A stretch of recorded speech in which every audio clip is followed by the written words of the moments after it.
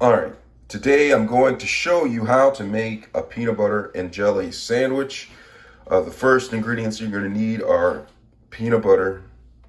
Right here I have an Adams 100% natural peanut butter crunchy variety, and jelly. Right here I have tropical preserves strawberry with no high fructose corn syrup.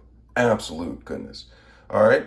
And the third ingredient you're going to need is some bread. Right here, I have some oatmeal bread. You can see the oatmeal on the bread right here. Try a little piece off of it. See how good it is.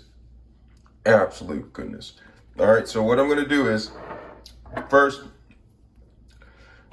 some people like to spread the peanut butter first. I, however, enjoy spreading the jelly. So what I'm going to do is I'm going to take the jelly, and do you see this right here? Sometimes it gets too jelly, and so what you need to do is take your spoon and jelly it out like this.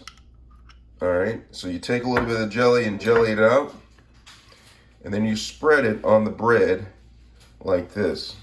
All right. And if that's not enough jelly, go back in, get a little bit more jelly, and then spread it on your bread like this. Absolute goodness. All right, so have it on there, the jelly, and now I'm going to put peanut butter on here. So I have some all natural peanut butter. I'm gonna open it up. All right, and then I'm going to take the peanut butter, and I'm gonna take a knife. You see this right here? I'm gonna take a knife and then knife out some peanut butter like this, and then I'm going to go ahead and place it on the bread like this. Absolute goodness. All right, so I'm just going to spread it like this across the bread.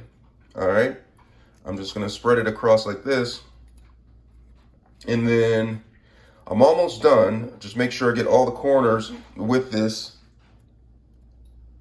right here, all the corners like that,